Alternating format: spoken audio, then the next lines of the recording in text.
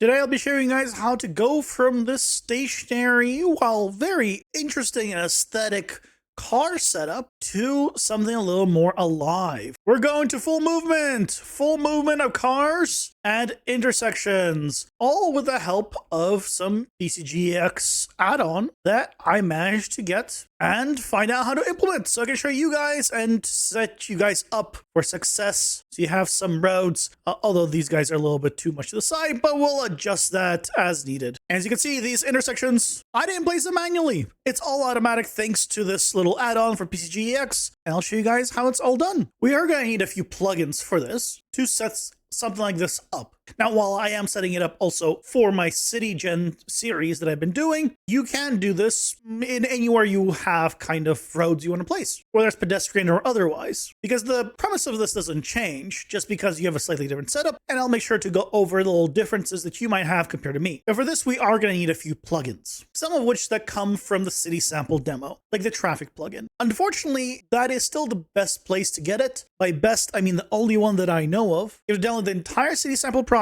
and then set it up, and then you can grab it from there. So once you do, let me show you where to get the stuff you need. Down here is the city sample project, and you want to go into the plugins folder, and in here you'll see a traffic and a rule processor. You want to grab both of these folders and copy them to your project's plugins folder. It'll be whatever your project is, and then a folder called plugins. If you don't have a folder called plugins, make one and then put them in there. So it will look something like this. Now, I have one other one here, which is the PCGEx Elements Zone Graph. This one will be available on my Patreon, which will be linked down below. It is available for free. You can grab it. I spoke with the creator of the plugin. He said this is the best way for now to do it. I'll go ahead and distribute it to you guys for free on my Patreon. It is Windows only, so it's not available for Linux and Mac. For that, you need to go to his actual GitHub and compile it yourself. But once you go ahead and get it, go ahead and plop it into the same folder, so yours will look like this: traffic, rule processor, and the PCGEx Elements Zone Graph. Once all of them are in, go ahead and restart your project or start it up again if it was not already open. And then we want to make sure that things are enabled. So go to Edit Plugins, search for PCG, and you want to make sure the PCGEx Zone Graph here is enabled, the Extended Toolkit is enabled, the regular PCG is enabled, and the Geometry Script Interrupt. All of these should be enabled. And search for traffic and make sure traffic is also enabled. When you enable all this and restart, it will also automatically turn on the rule processor. So assuming you have all of these on, you should be good to go. Before we set up all the cars and make them move and spawn the roads and everything, we need to get the zone graphs, which are the kind of the roads and the traffic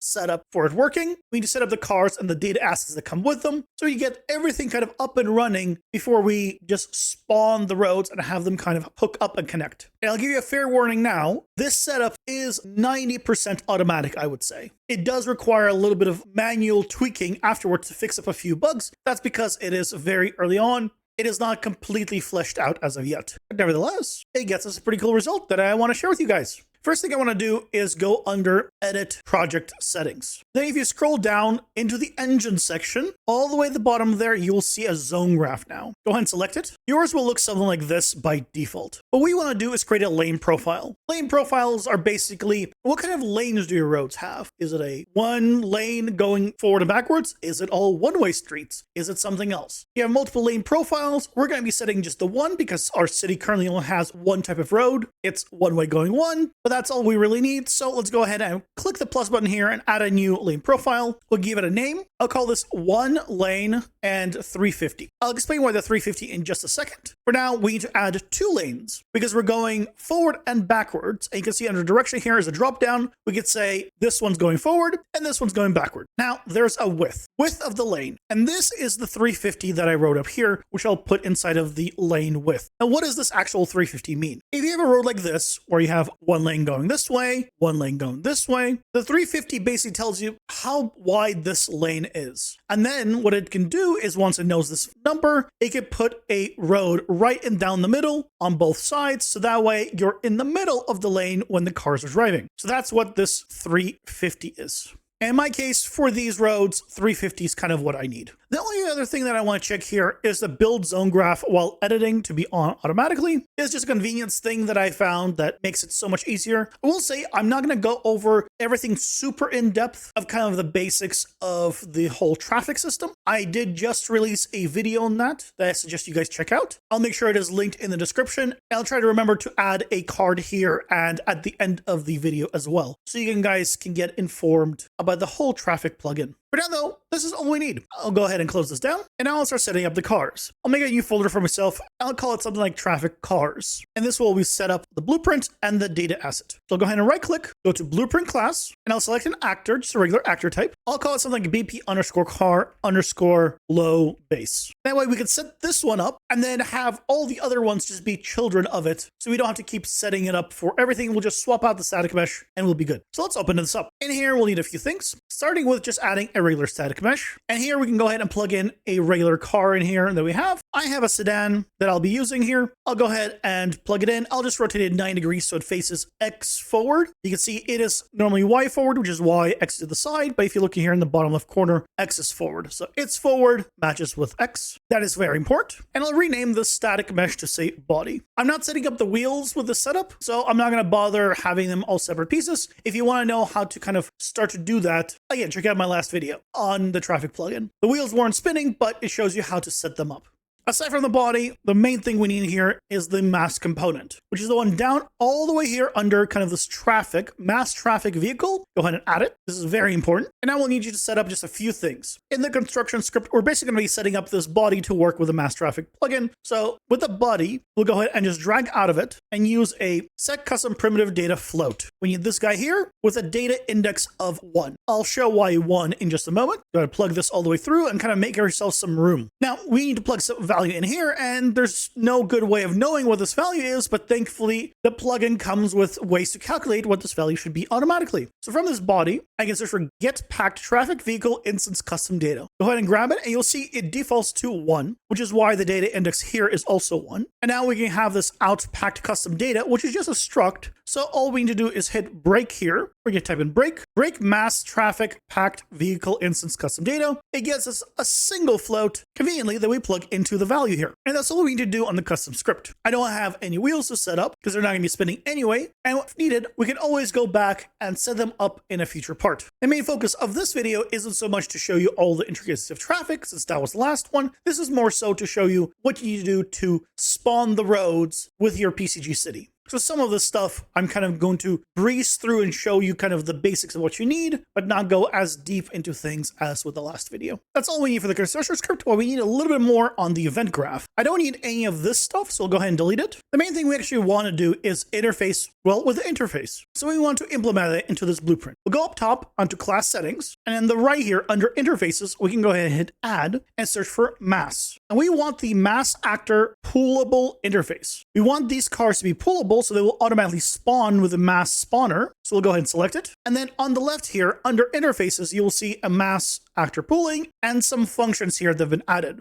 We need to set all of them up. So let's start with the can be fooled here on the bottom, the only gray one. And all we want to do is check this on. Have it return true to be can be poolable automatically. So all of these cars can be pooled or spawned using the mass spawner effectively. And then we just set up both of these. So I'll just double click on both of them and it will create this blueprint interface setup, event prepare for pooling, and event prepare for game. All we need to do is set up the collisions that happen on each one of these. So I'll drag out of the first one and search for set actor enable collision. We need to do this for both of them. So I'll duplicate it and plug into the other one. The only difference is when we're in game, we want to have collisions on, but when we're doing the pooling, collisions should be off. Go ahead and compile this, save it, and that's pretty much all we need for this little simple car to move around, at least when it comes to this blueprint. What I'm going to do is right-click on this blueprint, create a child blueprint class. I'll call this BP underscore car underscore sedan, and then we can duplicate this sedan one and make different ones. For example, truck. And then all we need to do is open up the new child blueprint, click up top, open full blueprint editor, select the body here. You can see it's selected in the viewport. And then in the detail panel here, we can just replace the actual car with a new one. And there we go. Now we have a truck one. And there we go. I have 4 set up.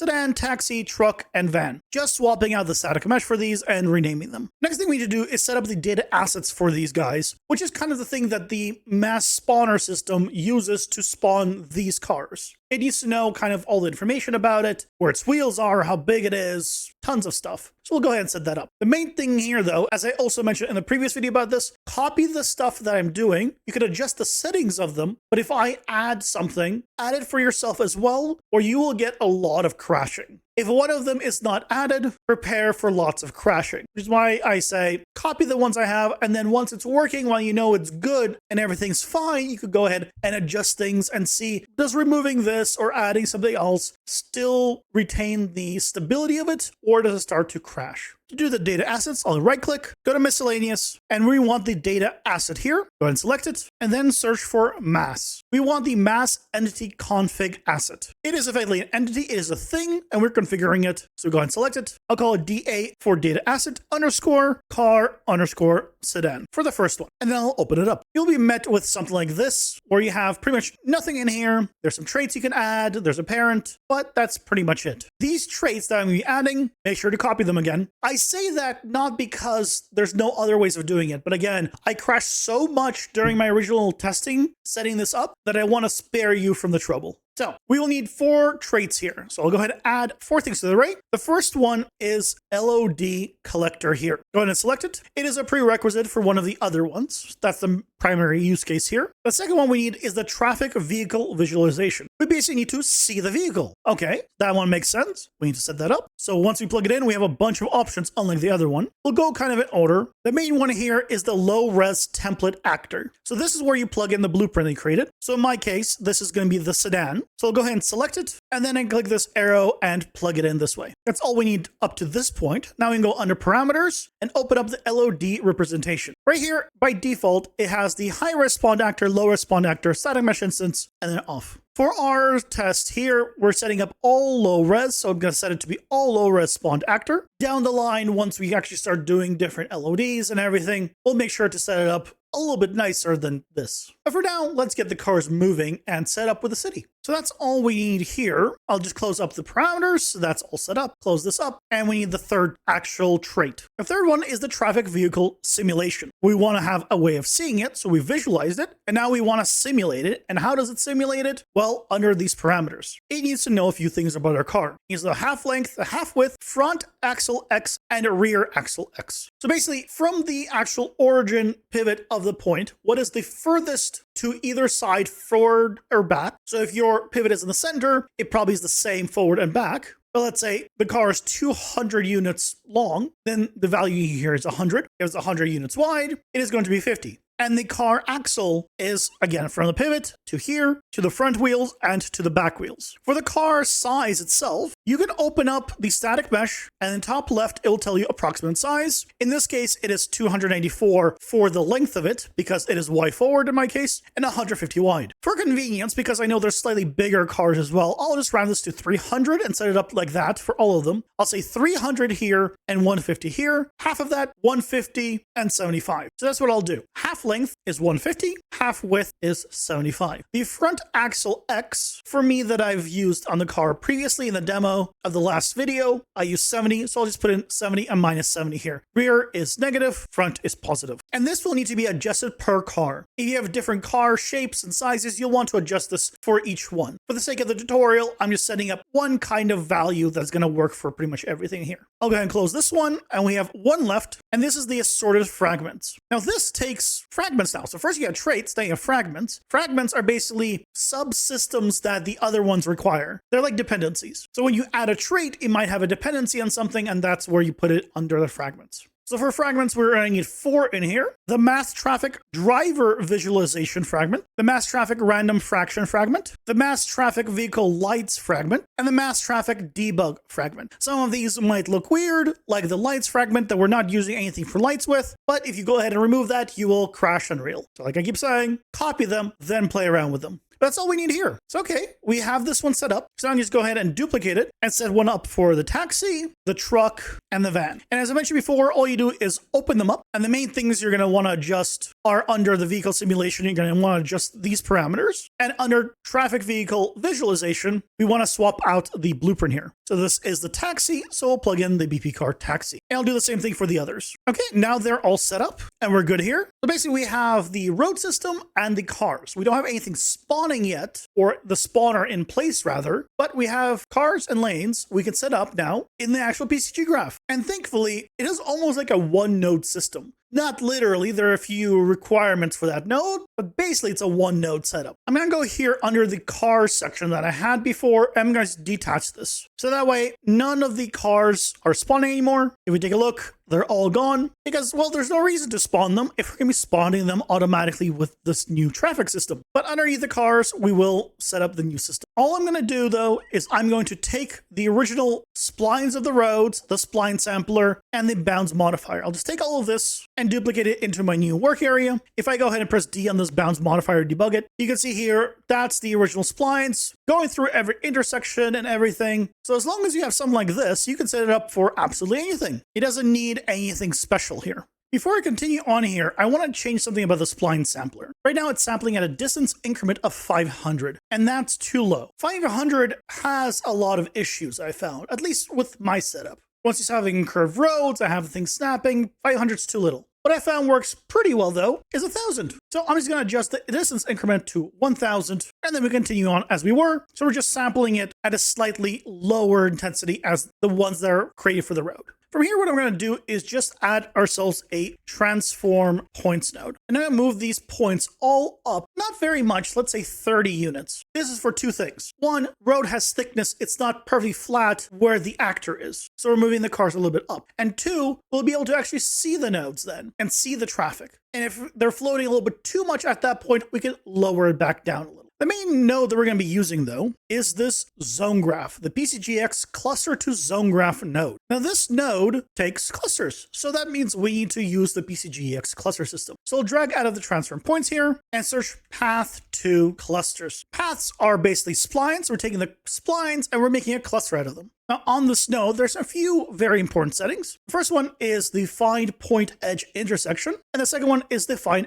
edge intersection. So we'll turn both of these on. We're dealing with roads with intersections. It would be good to have this know about intersections. So those are going on. The other thing is the settings for them. I'll open them up, and under point edge settings, I'll open up the fuse details and change the tolerance here to 200. And I'll also do that under edge settings and change the tolerance here to 200. I found these values to be pretty good for detecting whether or not it is an intersection in at least my setup. For yours, play around with these. You might want to see what it is increasing it and decreasing it. I feel like for this general system, 200 is a pretty good tolerance. The other thing I want to turn on is the snap on edge under the fuse details of the point edge settings. I'm turning it on. When enabled, point will be moved exactly on the edge. This really helps the T intersections stay as proper T intersections instead of being kind of twisted and weird. So we want that on as well. But other than that, that's pretty much everything we need. From here, I can go ahead and clusters, plug all of these in, the vertices to vertices, edges to edges. And now we can look at this cluster to zone graph node. The main thing here we're going to want to do is modify the zone graph settings. We have a few things here, one of them being the polygon radius. This is basically the size of the intersections. Now, from my last video, you might recall, we want bigger intersections instead of smaller ones. Small ones cause issues, so we're going to make this bigger.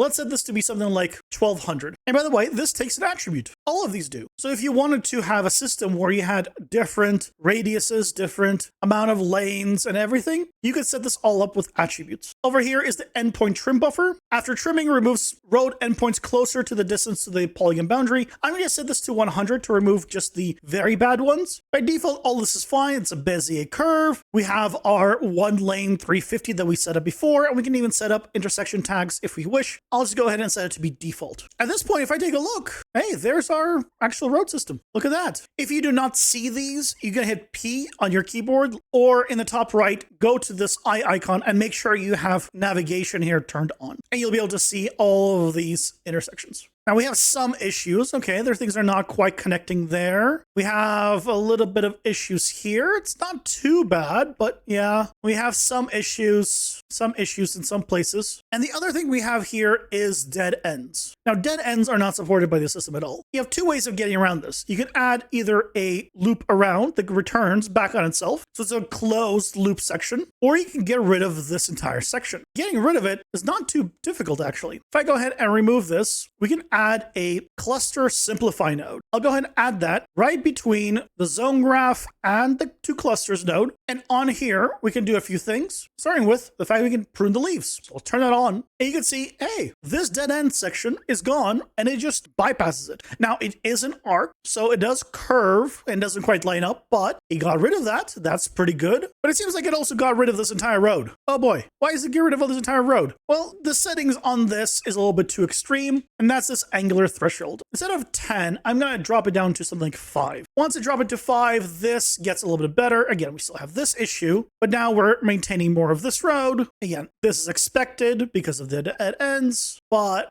overall, things are pretty good. They're all connecting. That's all looking nice. Not too many issues. I think right here is a little bit of a hiccup, so we'll need to address this. This gets you 90% of the way there. It is not 100% perfect, but it's pretty good. Again, you can see it removed it. What I'm going to do is turn back on the dead ends, and I'm going to add a row that goes all the way around and connects parts. So that way we have no true dead ends. So I'll keep the simplify here, but I'll turn off the prune leaves. There we go. I've gone ahead and just basically extended a bunch of these roads so there are no longer any dead ends anywhere around here. So they connect back at least somewhere and attach, and we're good. Now, it doesn't fix some of these smaller problems, but it does fix the problem that we can't have dead ends. To get around stuff like this, where it's just a big straight line, there's not much of a curvature, under the simplify node, we can change this angular threshold down. So if I change it from 5 to 3, you can see it fits a little bit better, but we start getting issues like this. This is 5, this is 3. Go 4, 4.5. 4.5 is still okay, fixes this issue, but again, then you have stuff like this.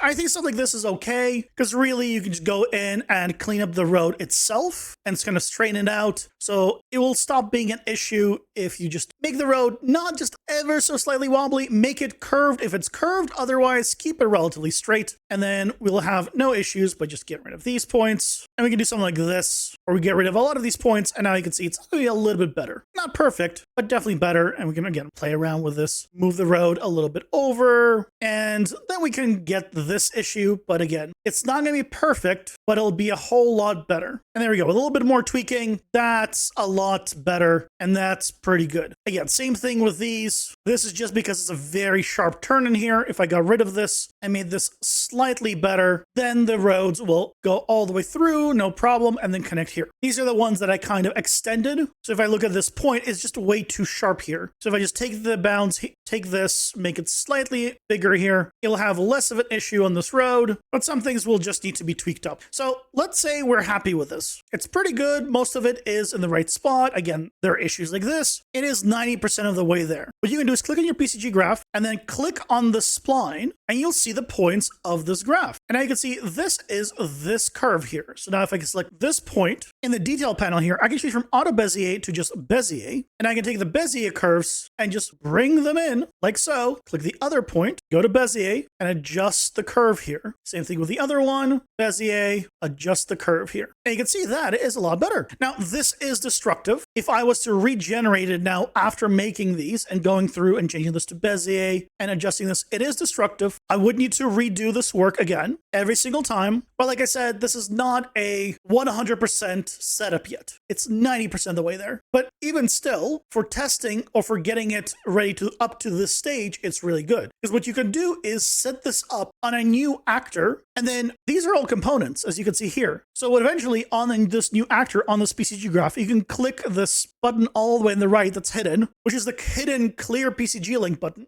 It'll just give you a simplified actor that's separate from all the PCG, so that way all your stuff is locked in, which means it's no longer live and editable by PCG, but you can always regenerate it, and you won't have to worry about PCG overwriting the stuff you're doing. So something like this, for example, if you click on these points, you can see it's just because there's another point right there way too close. And so what happened was it got too close and it needs to be kind of reattached here. So what I'm going to do is change this point from auto Bezier to Bezier. I click this point and I'm going to rotate it. And as soon as I rotate a little bit, it clicks into place and now it's fine. You can see it is white there, but it's gray on the other side. So let's go ahead and adjust here. There we go. If I adjust both, it'll snap together and it'll be fine. Sometimes it'll show gray, but it'll still be connected, I found, with the system, specifically when it's auto being generated from these guys. Here's one when it's not attached. Again, click on the point, probably delete this one, select it, Bezier, rotate, turns white, it is connected, we're good to go. You have to kind of go through these and clean up the little issue areas, but after that, you're pretty good. So this is all pretty good.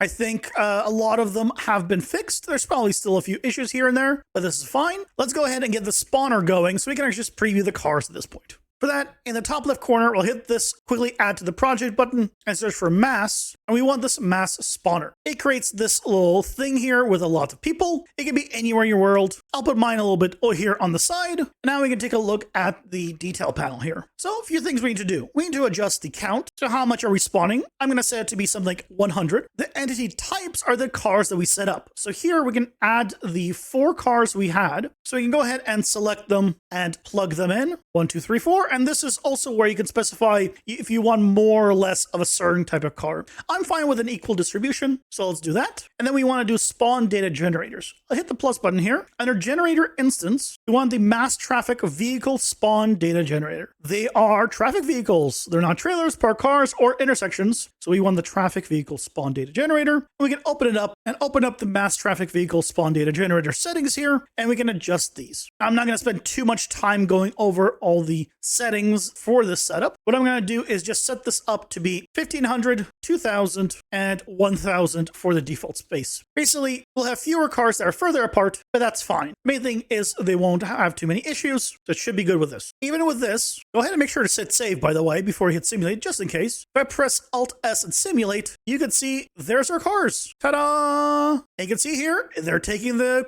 turn, they're going around, and all of this was spawned and set up with the PCGEx plugin. It seems here there's a few issues, so we'll need to go through and double check this section. So we can come in here, select this point, changing it to a Bezier, kind of curve it around, make sure it is a white triangle there, and then hit simulate again and see if it does better. There you go. The car is now going across it. Again, it's not going to be perfect, but it'll be pretty good. Yeah, this is definitely detached. You can see here. So we go ahead and, again, select the point, change Bezier, rotate it, make sure it has this white triangle, Alt-S to simulate, and there it goes. Goes across it now, no problem. As you can see, so we could slowly start fixing all of the problems here by just checking out this place. But overall, pretty good. But just like that, we now have traffic. That is working really well. And now we can go ahead and add more cars, more variations. So we have more of these going everywhere, but it's a whole lot more lively here, isn't it? With just a few more cars, we can have a lot more fun. But that's the basic premise of this Zone Graph PCGEx add-on. As I mentioned at the start of the video, you can grab it for free on my Patreon. It'll obviously also be attached in the project that will also be on my Patreon. So if you'd like, you can grab that as well, although that one's not going to be in the free section. Speaking of that, though, I want to give a big thank you to my Patreon supporters. You guys are awesome. Thank you so much. And if you'd like to join the community, the link to that and everything else is in the description down below. And if you haven't yet, check out my last video on the traffic plugin that we're currently using. It goes more in depth into a lot of this stuff. And you can check it out right over here. What are you waiting for? Go and check it out.